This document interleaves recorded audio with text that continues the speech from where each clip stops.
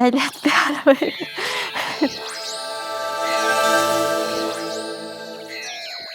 Tere jälle siit Eesti Rahvusraamatukogust. Anneleele Kaldmaa, Karl-Martin Sinijärv ja me räägime jälle raamatutest. Hakkame otsast pihta. Raamatuid on meil üksjagu, suuremaid ja väiksemaid. Ja eks neid tuleb ju iga päev juurde. Iga päev vist ilmub umbes nii palju raamatuid Eestis, kui meil siin laua peal on või oli vist 10 või natuke peale. Siin jõulueelsel ajal ma kardan, et ilmub veel rohkem. Ja, praegu võis ilmuda rohkemgi, see on tõsi. Aga meie ei ole siin puhtalt uudiskirjanduse pääl, nii et meil on igasugust kraami igasugustest aegadest nagu ikka. Võtan alustuseks vanemad ajad ette, pagan, on raske, füüsiliselt raske. Johan Maiste on jõudnud oma Eesti mõisate ja lossidega 3. köiteni, aga see ei tähenda muidugi kaugeltki, et ta oleks jõudnud lõpuni, sest tema on üks väga põhjalik mees ja ajalugu, nagu näha, on meil kaunikesti rikas, nii et juttu jätkub kauemaks. Esimesed 2 köidet käisid Eesti mõisate või mõisahoonete loo läbi mõisaaja algusest kuni Põhjasõjani. Siis 3. köide keskendub 18. sajandile, mis oli ilmselgelt mõisanduse kuldaeg Eestis ja ka praegu tänaseni säilinud hoonetest, peahoonetest ja kõrvalhoonetest suur osa pärineb sellest perioodist. Muidugi ei saa ütelda või arvata, et isand Maiste 3 niisuguse mahuka köitega piirduks, sest 18. sajandi lõpp olnud veel sugugi mõisaaja lõpp ja vähemasti üks tubli aastasada ja natukene on veel ees ootamas, nii et ma julgen prognoosida, et tuleb ka 4. köide, aga kes sellest teemast vähegi huvitub, tema võiks küll Maiste teostega vähemalt nii palju tutvust teha, et pildid ja pildi allkirjad läbi lugeda, sest ka pilte ja pildi allkirju on rohkem kui mõnes raamatus üldse mahtu ja informatsiooni sees. Ja siis minna edasi nende toiste teemade ja tummisemate tekstide juurde. Seda sorti raamatutes on tihtipeale too asi, eriti igasugustes arhitektuuriraamatutes, et on tohutu kiusatus pildid enne ära vaadata. Mõne puhul ma olen teinud südame kõvaks, pannud hambad risti ja öelnud, et enne lehte ei keera, kui tekst on läbi loetud. See on raske, aga huvitav. Ja eks selle mõisakultuuriga tasub tegelikult kursis olla küll, sest päris palju sellest, mis meid praegugi ümbritseb, on kultuurilises mõttes otsapidi sealt pärit. Ja kui me tänases meelepildis, ütleme, mõisahoone, olgu ta suurem või väiksem, uhkem või tagasihoidlikum, mõis kui selline tundub meile ühe majana, siis tegelikult oli tegemist ju suurte majandusüksustega ja see, et meil on nii palju mõisahooneid veel korda tegemata erinevates lagunemisjärkudes, on ka ses mõttes täiesti loogiline, et sisuliselt oli ju tänapäeva mõistes nende hoonete näol tegemist suurte või keskmiste firmade peakorteritega, sest sellise maja ülalpidamiseks pidi olema taga ikka hea paarsada, kui mitte paar tuhat talupoega, ehk siis korraliku käibega majandusüksuse. Nii et tegelikult on selles mõisanduses hoopis rohkem peidus, kui me võib-olla esmapilgult mõtleme ja kes ikka põhjaliku matsu tahab kätte saada, see tutvugu Johan Maistega. Ja see on tõeline tellis ja neid on juba 3, nii et jagub materjali, mida Oja. Aga mõisa huvidesi on meil palju, nii et ma arvan, et jagub sellele publikut kindlasti. Ma mõtlesin, et ma siis järgmiseks võtan raamatu, mis ääri-veeri seostub ka mõisatega ja vanema raamatu.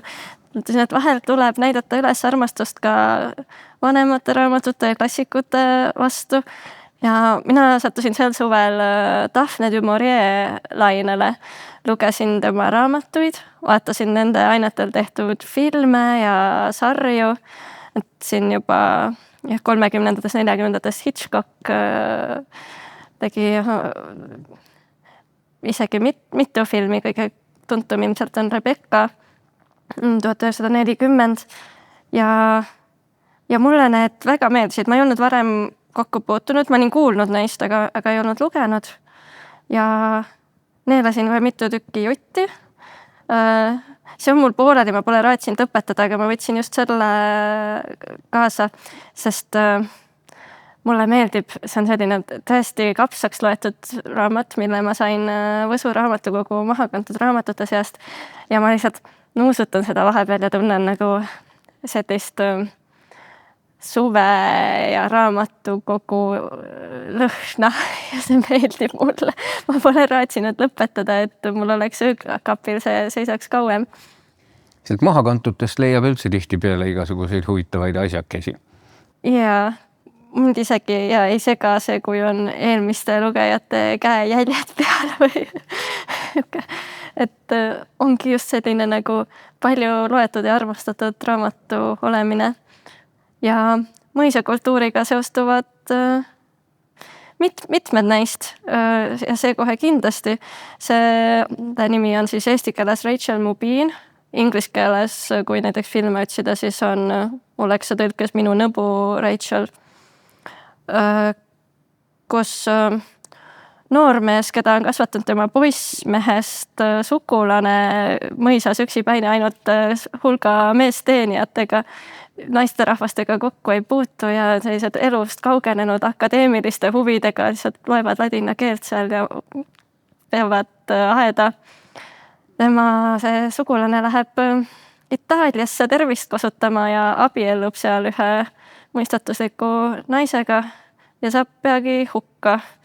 Ja siis see nõbu Rachel laekub ta sinna mõisa ja läheb kogu tavaline elukorraldus paigast ära. Ja Daphne du Maurier raamatutes on ka selline teatav siis õuduselement või gootika element, mitte midagi üleloomulikku ja mitte ka tänapäeva mõttes mingi õudusfilmiga võrreldavat, aga ikkagi, et midagi kahtlast nagu toimub või et kas toimub või ei toimu, tekib küsimus. Et kas on mingid kuritegelikud kavatsused kellelgi või ei ole. Et ei ole selline lihtsalt armastuslugu, vaid pigem ikkagi ka mingi selline teatav pinevus, et käib läbi. Jah, siis sul on seal õnnega koos, et sul on veel hea jupp maad lugeda, et sa saad teada, kas oli kuritegelik kavatsus või ei olnud. Jaa, kui see üldse selgub. Jah, ka see on võimalus. Oled raamatu läbi ja leiad, et oled veel rohkem segadusse aetud. Vahel on nii, õnneks mulle meeldivad ka sellised tahtise lõpuga raamatud enamasti või filmid. Siis tundub asi toimivat ja tuleb jätta. Jah, mul on ka see asi täitsa lugemata, nii et eks siis tuleb minna vaadata. Tal on neid, Rebecca on ka eesti keeles olemas ja ma lugesin suvel ka Jamaika võõrastama ja kindlasti on tegelikult neid veel, sest ta oli, siin ei ole autori tutvustust, aga ta kirjutaski neid 30-ndatel vist, kui mul õigeti meeles on ja oli tõeline nagu tolle aja bestseller autor, et päris viljakas. Ma muidu mõtlesin, et äkki ta ongi mingi Jane Austeniga samast ajast, aga ei ole, hilisem autor on lihtsalt kirjutab selliseid ajalooliseid romaane siis, kui nii võib öelda, et tegevus toimub varasemas ajas. No jah, see on ju tegelikult ajalooromaanide kirjutamisel väga kauaaegne traditsioon, mis praegusenigi kestab, eks ole. On praegugi autoreid, kes kirjutavad väga erinevatest ajalooperioodidest ja ta kas või musketäride lood on kirjutatud tegevusajast mitusada aastat hiljem. Shakespeare on praktiliselt kõik oma kuulsad näidendid väljaspoole oma kaasaega, tahapoole varasemasse aega paigutanud, kuigi tihtipeale mängitakse nende nõksudega, eks ole, tehakse mingeid selliseid paralleele kaasajaga, mida ei saaks päriselt võib-olla teha nii otse, aga et on kasutatud ajaloolist romaani ka selliste allegooriliste trikkide tegemiseks, võtta kas või Jan Grossi, eks ole, et kõiki neid tagamõtteid, mida temagi teostesse on sisse loodud ja loetud. Et ajalooromaanist kui sellisest võiks veel omaette pikalt rääkida. Aga lähme edasi, võtame midagi sootuks teistsugust. Mul on siin Fredi Grentsmanni äkki uus luulekogu Delirium suvilas. Fredi on teadagi too psühhoterrori ja anonüümse AK nimeliste pungibändide karismaatiline ja tibahullumeelne laulumees ja showmees ja frontman. Aga kirjutab ka luuletusi. Minu meelest on see tema teine luulendike raamat. Ja ega tegemist ei ole enam mingi verinoore vennikesega, eks ole, ta on ka juba pealt 50 ja ütleme, et ka siin raamatus loomulikult põlised hardcore fännid leiavad siit ka niisugust pungilikku plärtsu ja mürtsu. Aga kohati, mis minu jaoks äkki huvitavamgi, on see, et tal on ilmunud mingit niisugust tabavat lühidust, mis kohati meenutab võib-olla Andres Vanapa või Suumani Sassi teatud perioodide luulendikke. Ja kokkuvõttes ma ütleksin, et ta on igavesti põnev raamat ja siis üks niisugusi luuleraamatuid, mida võib rahulikult otsast otsani läbi lugeda, sest pikki tekste ta ei harrasta. Mõni on tõesti lausa selline kaherealine seal sees ja mõni on täitsa sõitva katusega ja segameelne, mõni seevastu tundub täiesti taltsas ja filosoofiline ja nad on kuidagi vahvasti vaheldumisi pandud, et keel põses muhedalt lugeda. Täitsa tore kohtumine uuema poeesiaga. Et mingil oma armsal moel vana segapea Fredi oskab ikkagi üllatada ja on sellest küll pidevalt muutuvast, aga ikkagi ütleme luule üldpildist täitsa sõbralikult erinev. Et võib soovitada küll. Jaa, kõlab toredasti. Minu järgmine raamat on ka suhteliselt värske, selle aasta raamat. Seostada äärmisel juhul saaks võib-olla kuidagi Deliriumiga. Mul on siin prantsuse autori Jean-Baptiste Andrea raamat Minu kuninganna. See on prantsuse autor, see oli tema debüütromaan, ilmus originaalis 2017. Aga nagu siin enne ka jutuks oli see, et praegu kirjutab, ei tähenda, et peaks kirjutama praegusest ajast. Tema raamatutegevus toimub aastal 1965. Ja selle peategelane on siis üks teismeline poiss, kes elab oma vanematega mägedes bensiinijaamas. Koolist tal väga hästi ei lähe. Unistab lihtsalt sellest, et bensiinijaamas töö üle võtta. Aga sugulaste jutust kuuleb, et teda ähvardab ees saatmine erikooli, linna erikooli, et õppida siis eluga toime tulema. Tugitooli diagnoosima ei hakka, aga ta on natuke selline isemoodi poiss. Ja kuna ta üldse linna kooli minna ei taha, siis ta leiab, et tuleb siis tõestada perekonnale, et ta on ikkagi juba täitsa mees ja ei vaja mingit kooli ja mis saab sinna ise hakkama asjadega. Ta on 12, kui ma õigesti mäletan. Ja see, mis tal pähe tuleb, kuidas tõestada, et ta on juba suur poiss, on, et ta peab minema sõtta. Aastal 65 Prantsusmaa mägedes sõda ei ole, aga seda ta ei tea, ta lihtsalt teab uudistest, et sõda on kusagil kaugel. Nii et ta võtab koti selga ja hakkab mägedesse minema ja otsima kus see sõda ennast siis peidab. Sõda ta ei leia ja kodust väga kaugele ta ei jõua ka, aga kohtub seal mägedes ühe tüdrukuga, kellega neil siis tekib sõprus või võib-olla isegi selline teatav alluvussuhe või sest ta leiab, see tüdruk on tema kuninganna, kelle igat käsku peab täitma. Ja niimoodi edasi ei hakka sisu ette rääkima. Edasi läheb see suvi seal mägedes. Siis kuidas ta läheb.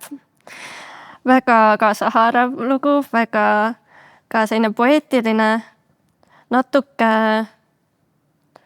on selline omamoodi lugu või mulle üldse Päikesekirjastuse raamatud meeldinud, neil on palju sugust nagu niši raamatuid või selliseid, mis on hea kirjandus, aga ei saa bestselleriks Eestis või ei saa hästi palju kajastust. Ja mõni neist on nagu siuke jube lugemine, see ei ole, et siin toimuks mingeid õudusi, aga samas elad lapsele kaasa, see on natuke hirmus ka. Ja samal ajal on hästi siis ilusasti kirjutatud ja kaasahaaravalt. Ma lugesin selle põhimõtteliselt 1 päevaga jutti läbi ja nautisin iga hetke. Et julgen soovitada. Jaa, ma soovitan siis ka ühte romaani siia järele. Ian McEwani Õppetunnid. Kui te olete seda sorti inimene, kellele meeldib romaan kui selline, siis ma usun, et see on viimasest ajast üks ägedamaid näiteid, sest ta on tõepoolest mastaapne, mahukas. Ma ei julge öelda, et ühe õhtuga läbi loeks, kui just Polaaröö käsil ei ole või nõnda. Aga siin on sisuliselt kõike. Võib-olla isegi see tagakaane tutvustuse lõpp on küllaltki täpselt kokkuvõttev. Ma loen ta siit ette, ta ütleb meile nõnda, et haarav ja sügavalt inimlik jutustus Õppetunnid on meie elude kroonika, jõuline mõttemõlgutus ajaloost ja inimloomusest läbi ühe mehe eluaja prisma. Ja seda ta ongi, ta on kindlasti elulooromaan üsna meie jaoks hoomatavas minevikus otsapidi päris peaaegu tänapäeva välja jõudev, aga sealt teise ilmasõja järelt tema pihta hakkab ja tuleb rõõmsasti nendesse kümnenditesse, mida juba meiesugusedki heasti mäletada saavad. Ja ta on tõesti tihe, siin on väga palju teemasid ja ma ei saa teda kusagilt otsast nimetada mingiks põnevikuks ega üldse, ma ei oska teda žanreerida mitte kuidagi muud moodi, kui et no pagan, see on lihtsalt üks hääromaan, ülevaatlik, mis teeb su maailmapildi laiemaks, mis paneb sind inimestele kaasa elama, mõtlema, mis samal ajal mujal, kuidas toimuda võis, kui palju niisugusi lugusid üldse maailmas tegelikult põimub, vähesed neist jõuavad raamatutesse kokku, aga siingi on seda põimumist ja kulgu ja põrklemist päris palju, nii et üks igavesti hästi kirjutatud lugu ja juba puhtalt sellise vormilise või vormistusliku või heakirjutusliku külje pärast julgeksin soovitada kõigile, kellele meeldib lihtsalt kvaliteetne proosa. Ian McEwan on hea kirjanik, ma seda uueni pole jõudnud, aga muidu on mulle ka meeldinud. Nii, ma ütlen, kas ma ütlesin või mul jäi ütlemata, aga et ma soovitan seda ja mulle meeldivad selle kirjastuse raamatud ikkagi kõik teised ka head olnud. Kohe vaatan. Ja kui ma ise jätkan ka sellise žanriliselt keeruliselt määratletava raamatuga ja isevärki olenditega, siis mul on siin Hollandi autori kelle nime ma ei ole kindel, kas ma hääldan õigesti, aga ma ütlen ikka nii, nagu ma mõtlen, Toon Tellegen, raamat Siili igatsus. See ilmus küll nüüd eelmisel aastal ja ma tean, et see on poodides välja müüdud, aga tal tuli nüüd hiljuti ka uuem raamat Ritsika tervenemine, mis on sellega nagu samast ooperist, aga ma lugesin just seda vanemat, nii et ma räägin ikkagi Siilist, kes igatseb selle järele, et talle võiksid tulla külalised ja ta on kodus üksildane, aga ta on tohutu muretseja ja ülemõtleja. Ta hakkab kirjutama kirja, et palun tulge mulle külla ja siis ei jõua sellega õieti kusagile, sest hakkab ette kujutama kõiki loomi, kes selle peale võivad külla tulla ja tahta igasuguseid erinevaid asju. Ja juba kohe alguses ma näiteks, et kujutab kohe ette, et tulevad 10 kirjad ukse alt ja ütlevad asju näiteks, kui ma külla tulen, siis ma tahan 3-korruselist meetorti, mis on kaetud suhkruvaabaga ja mille peal on purskkaev, kust purskab vahukoort. Ja selle kohal on sulašokolaadist taevas. Aga ma arvan, et ma ei tule.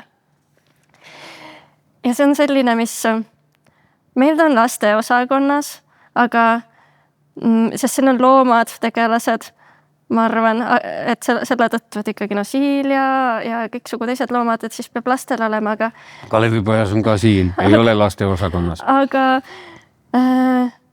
see on üks neid, mis ma arvan, lapsena on ka tore lugeda, aga täiskasvanuna loed, siis tunneb nii palju lihtsalt inimhinge, inimese vaimu ära. Miskipärast seostus mul näiteks selle raamatuga, mis minu lapsepõlves ilmus hobune, kes kaotas prillid ära, mis ma lapsena lugesin ja olin nagu mingi, siin ei toimu ju mitte midagi, mingi. Ja hiljem lugedes nagu näeb teisi asju, et autor, kui ma õigesti mäletan, töötaski psühholoogina ja siin on lihtsalt see nagu see, kuidas üks inimene võib muretseda ja muretseda ja muretseda, end herneks on selle Siili sisse pandud nii osavasti. Ja samal ajal nii nagu südamlikult ja lõbusasti ka. Siin hakkab kartma, et kõik külalised tulevad ja läheb voodi alla, siis ta kujutab ette, kuidas ta külalised tulevad voodi alla ja on nagu, et meil on nüüd voodi allpidu ja terve siin 150 lehekülge.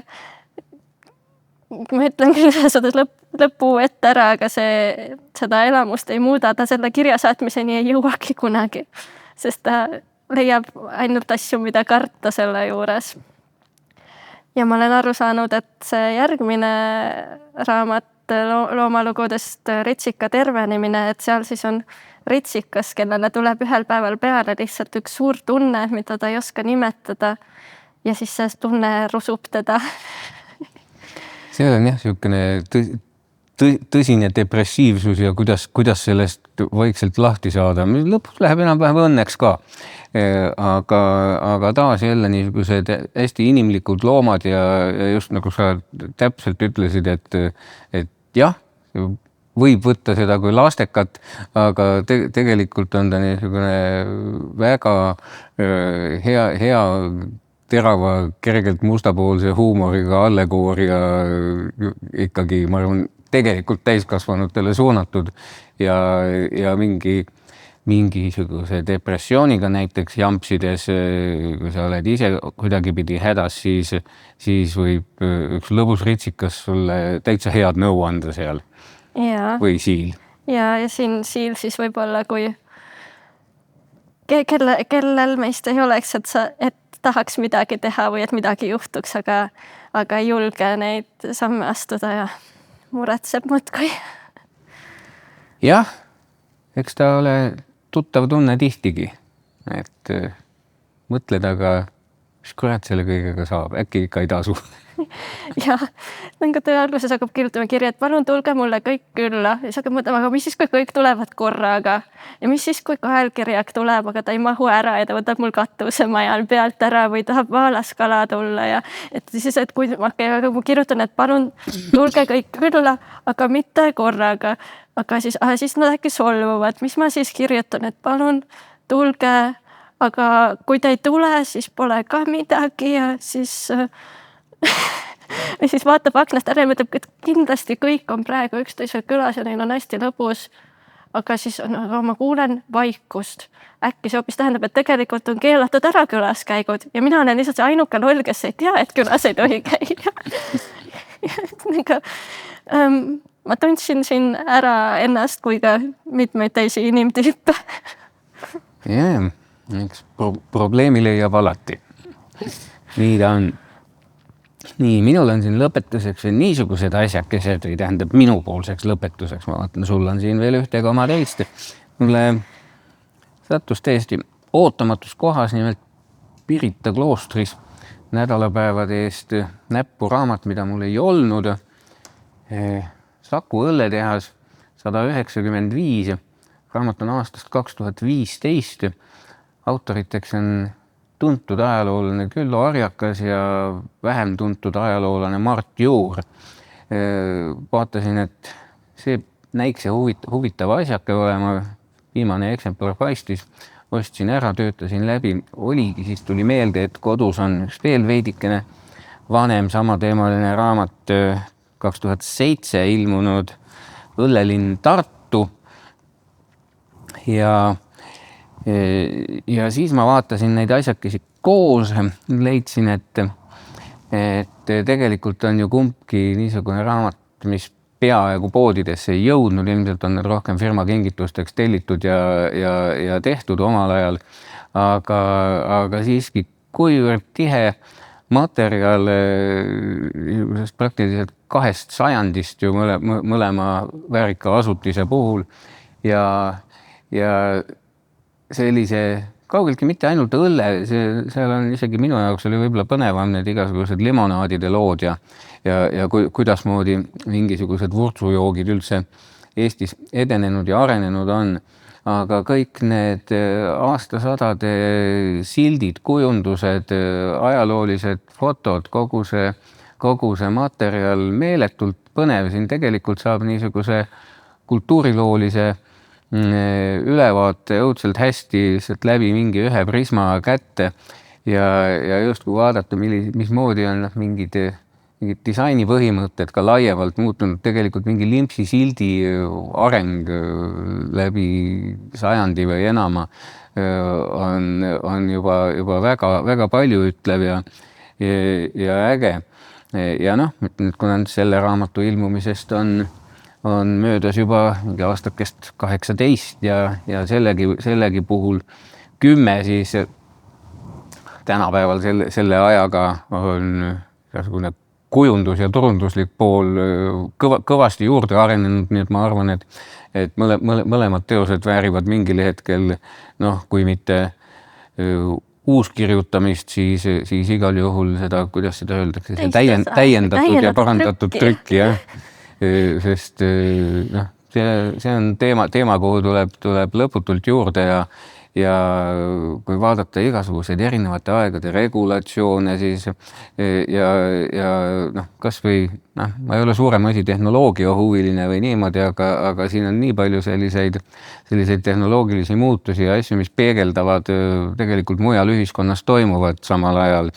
Ja ma mitmel korral tähele pannud, et niisugusest üldisematest ajaloolistest ja kultuuriloolistest ülevaadetest mõnes mõttes põnevamad ja teaberohkemad võivad olla just mingi kitsa nurga alt koostatud asjad, olgu kas või ma ei tea, ütleme mõne automudeli või kas või arvutite areng läbi aja, eks ole, et sa saad tegelikult, kui see on hästi ja põhjalikult kirjutat, siis sa saad sealt hoopis rohkem teada kui selle asja kohta, mis nii-öelda teema on ja mis asjana iseenesest sind võib-olla väga ei huvitagi. Aga ütleme, et hea autor, kui ta leiab mingisuguse nurga, sulle iseenesest ei pruugi huvi pakkuda, siis ta suudab teha ikkagi säärduse teose, mis annab väga palju ja antud juhul näiteks neid õlletehaste raamatuid, ega neid praegu mujalt ei leiagi kui raamatukogudest, nii et need on hea põhjus ennast raamatukokku vedada ja neid natukenegi lehitseda. Võt need on täpselt niisugused raamatud, et kui lugeda ei viitsi, et siis pilte vaadata on raudselt põnev, sest pilte on palju ja nad on ikka pagana ägedad. Neid erinevaid igasuguseid silte ja kujundusi on huvitav leida, kui tuleb kodus kuskilt kapi taga nurgast välja mingeid šokolaadipabereid ja asju. Yeah. Et see on tõesti muutunud läbi aja päris palju. Nii ta on. Nii, kas tahad mõne asja veel lisada? Mina võtsin siin ka lõpuks ühe aimeraamatu kaasa, et kui tahta lugeda siis midagi sellist harivat või teaduslikumat. Et viimasel ajal on rohkem siis ühiskondlikult teemaks olnud täiskasvanute ATH, käib uudistest läbi ja see on siis aktiivsus- ja tähelepanu häire lühend. Ja see on olnud minu lemmik neist raamatutest, mis seda käsitseb, nagu kõige selline lihtsam ja ülevaatlikum, et kui tahtagi näiteks teada lihtsalt, et mis see on ja kuidas see täiskasvanud inimese elu võib mõjutada, et kui kunagi oli ettekujutus, et aktiivsus- ja tähelepanuhäire tähendab rahutuid koolilapsi, et siis siin on just sellest, et kuidas see avaldub ka täiskasvanutel sellistes asjades, mida me kõik peame tegema, nagu töö ja raha ja suhted ja kõik muu. Ja just selline, ja et kui mõned need raamatud lähevad hästi sügavuti või hästi kitsalt, siis siin on selline nagu piltide ja skeemidega lihtne ülevaade nagu erinevatest teemadest, kust võib saada mingid